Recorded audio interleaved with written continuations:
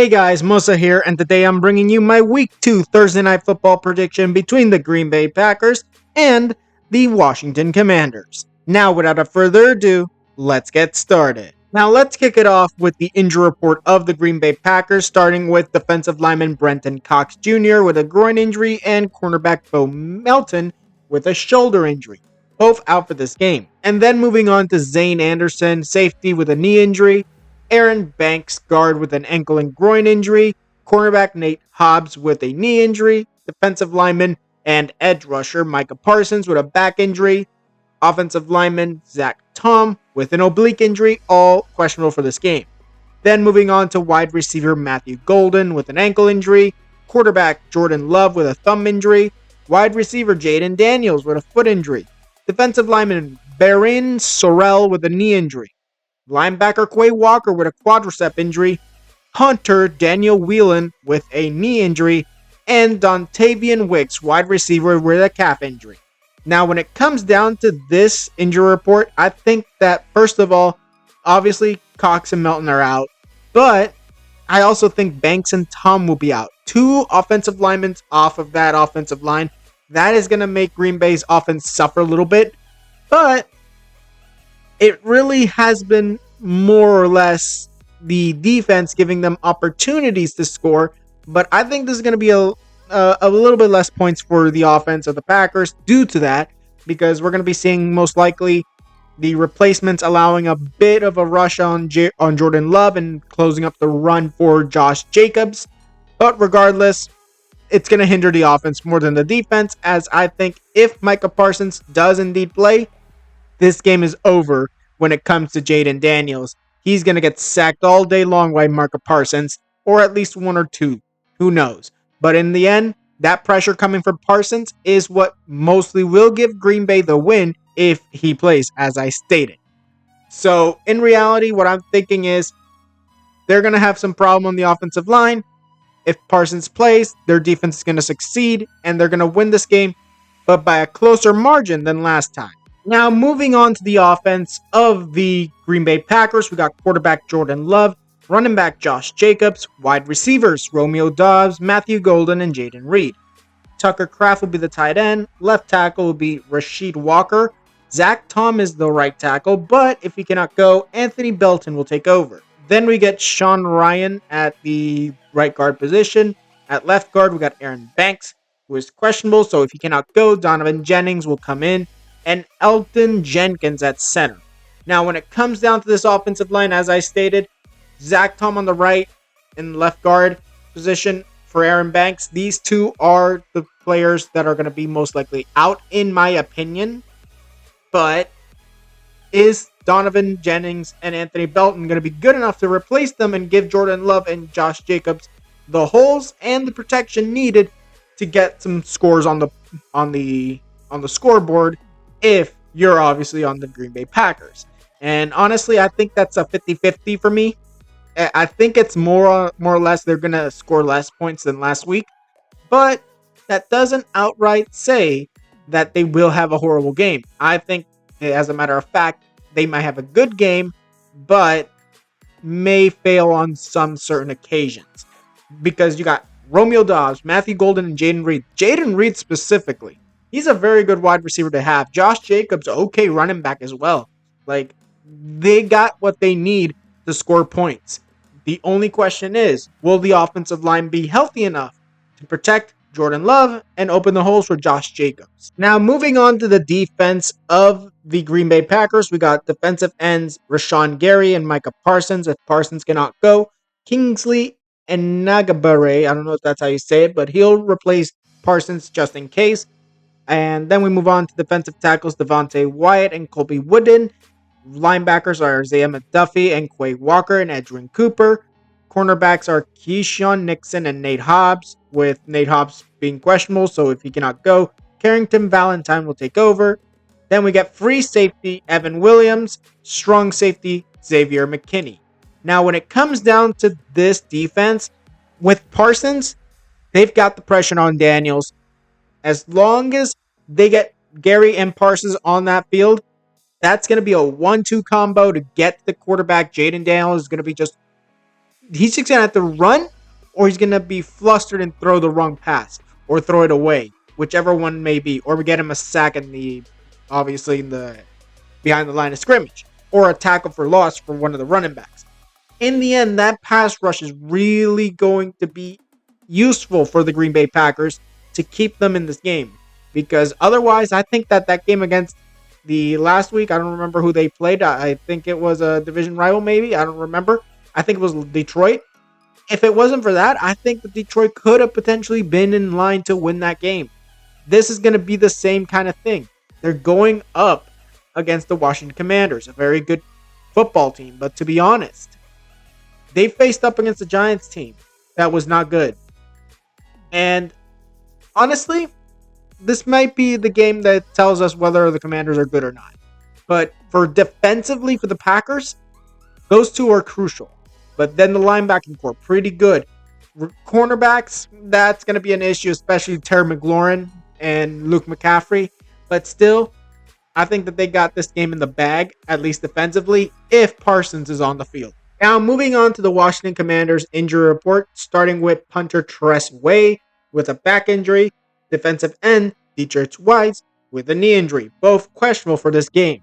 Then moving on to wide receiver Noah Brown with a knee injury, running back Austin Eckler with a shoulder injury, tight end John Bates with a shoulder injury, quarterback Jaden Daniels with a wrist injury, and defensive tackle Daron Payne with a calf injury. Now, what am I thinking right now? I'm thinking that this is going to be a more or less good game for the offense, if Parsons does not play. If Parsons does not play, it's going to be a rough time for Jaden Daniels and that offense.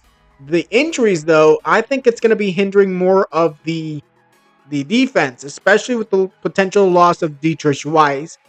Obviously, punting, maybe they might not be punting all day long. Maybe. That really depends on the Packer defense. But realistically, I'm thinking that defensively, this team is kind of having a bit of an issue. And they're going to have an issue a lot with Green Bay unless Parsons is not there and the offense is then able to score some points and let basically allow their defense to cool down a little bit, because honestly, when you score and you keep ahead of the other team, even if your defense allows a score, that is not as bad as you not scoring and your defense just doing a horrible job and allowing so many points. That's what happened with Miami and Indianapolis. That might happen here if the defense of the Commanders is not able to take down Jordan Love, and that the defense of the Packers isn't gonna crush the offense of the Commanders. But injury-wise, I think their defense is suffering more. Now, moving on to the offense of the Washington Commanders, we got quarterback Jaden Daniels, running back Austin Eckler, wide receiver Terry McLaurin, wide receiver Noah Brown, and wide receiver Deebo Samuels, with tight end Zach Ertz, left tackle Laramie Tunzel, right tackle Andrew Wiley, left guard Brandon Coleman, right guard Sam Cosmi, and Tyler Diabates as the center. Now, when it comes down to this offense, it's going to be pressured if Parsons plays. If Parsons on the field, you better hope, if you're Jaden Daniels, that he does not get to you, that he does not get past the line. Because if he does, he's going to get you to the ground or force you to make a wrong play on, whether it be incomplete pass, interception, or throw away the ball, whichever that may be. In the end, I'm saying this, if that happens, they're toast. But they got some good receivers in Samuels, Brown, and McLaurin. They got a decent running back in Eckler in the backfield. They've got what it takes. All that really matters is, are they going to have that pressure from Parsons? And are they going to succeed like they did against New York last week? And honestly, for me, it's 50-50 whether or not they do or do not. Now, moving on to the defense of the Commanders, we got defensive end Dietrich Wise Jr. with Dorrance Armstrong on the other side. If Wise cannot go, Javonte Jean-Baptiste will take over. Defensive tackles are Daron Payne and Javon Kinlaw. Linebackers Von Miller, Bobby Wagner, and Frankie Louvu. Cornerbacks are Marshawn Lattimore, Trey Amos, and Mike St. Till. I don't know if that's how you say it, but I'm sorry if I mispronounced his name. Then we get free safety Quan Martin and Will Harris at strong safety. Now, when it comes to this defense, honestly, linebacking core pretty decent, cornerbacks pretty decent, and a little bit good for Marshawn Lattimore. That defense is going to have a bit of an issue on the basically in the secondary and linebacking core. But when it comes to that front seven, you've got to put the pressure on. They are potentially to lose two offensive linemen on that line. Put pressure on the left guard and the right tackle. Make sure that Jordan Love is pressured so you can make the play. And that's honestly what they need to do. Whether Dietrich Wise is on the field or not, it does not matter. In this case, what they got to do is that they got, no matter what, to put the pressure on Jordan Love and stop the run. And if they can do that, they can handicap the offense. Obviously, if defense stops the offense of the Commanders, the Packer defense, that's going to be an issue. They're going to be in a stalemate, but I think it is going to be okay. That realistically, what I'm thinking here is we're going to be seeing a game that is very tight.